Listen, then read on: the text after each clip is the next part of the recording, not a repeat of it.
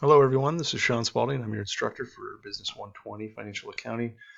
Making this video real quick to introduce you somewhat to the MyLab and the assignments and kind of what they look like, and then also to kind of touch base on how to deal with some of these problems, how to start the problem, read the fact pattern up at the top, look at the requirements, and then kind of go through and match that up with the diagrams, if you will, for the journal entries and for um, the T accounts, and kind of see what those look like. I know they'll look a little bit different in the book. I mean, the book and this program, there's great consistency in them, but some of the visual, there's some differences in some of the visuals. So let's jump into this. I believe is question number 9 on the homework this week, or for module 3. So it would have been for last week. So let's take a look at this problem real quick. So One Stop Shop's prepaid rent balance is $2,700 on May 1st. So let's think about that. A $2,700 prepaid rent. So on May 1st, this company, Stop Shops, decided to pay $2,700 up front for their rent, for 6 months of rent. So that means they're going to have rent paid for May, June, July, August, etc. However, and we've talked about this with the matching principle, right?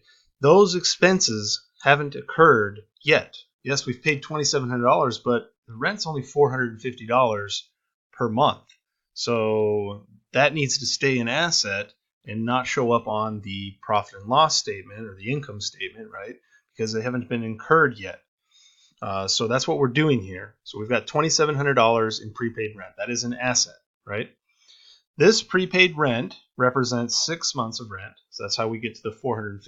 So $2,700 divided by 6 is $450. Journalize and post the adjusting entry on May 31st. On May 31st to record 1 month's rent. So compute the balance of the 2 accounts involved on May 31st. So first here you see the journal entry. We've got the date, May 31st. We've got rent expense. So if we go through what we've talked about with, let me see if I can move this out of the way. We talk about applying the transaction analysis, right? So step 1, accounts affected. So we know the rent expense is an account affected, right? And we know prepaid rent is the other account affected. So step 2 is the type. So what type of account is it? So rent expense is what? It's an expense account. And prepaid rent, we already talked about that. That's an asset. Step 3, are they increasing or decreasing? The rent expense is increasing because 1 month has gone by. The prepaid rent is decreasing, right? Because our prepaid rent asset is going down.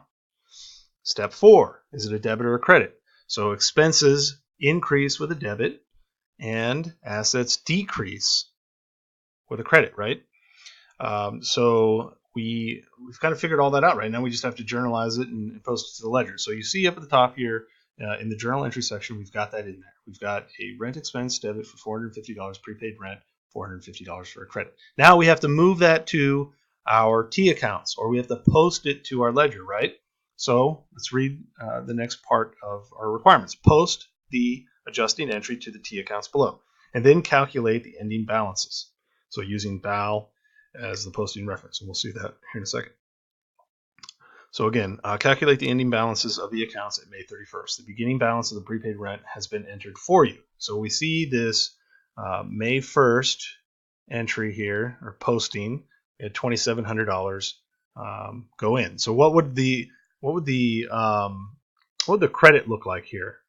So that entry on May 1st would have been debit $2,700 prepaid rent, credit cash $2,700, because we're basically just moving the asset around here. We've moved cash into now prepaid rent. Okay, so that's what that would have looked like. If we had another T account over here, we'd see a cash with a credit of $2,700. Okay, so now we have to enter, or we have to post these to our T accounts, or to our ledger, right? So first we've got the prepaid rent, $450. This is a credit, right? Prepaid rent, $450.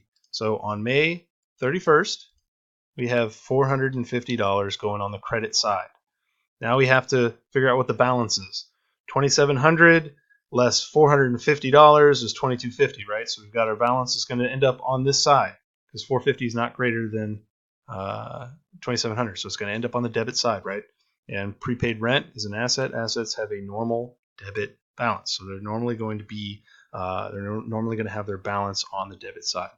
Okay, so $22.50, and that's our entry right there. Now we have a new balance. This is our adjusted balance for later when we make our adjusted trial balance, right? And then we've got the rent expense. Okay, so rent expense, we've got a debit entry here. So on May 31st, this is the first entry to this T account, it's $450. We've now got a debit balance on this expense as well, $450. And then we can check the answer, and that's it. Okay, so hopefully that kind of gives you a little bit more guidance on how to use that, or to use the software, use the My Accounting Lab, kind of what it looks like. Now, normally these T accounts here are going to have multiple entries, and so just keep that in mind. This kind of skinny gray line would normally be at the bottom of, say, 5, 10, 15 different entries into the rent expense. For example, if this was a year that we were doing this for, we would see perhaps $450 12 times. Okay, so that's kind of a breakdown of the MyLab and kind of these assignments and what we're trying to do with the adjusting entries. Hopefully that's helpful. If you have any questions, feel free to send me an email or message me in Canvas. Okay, thank you.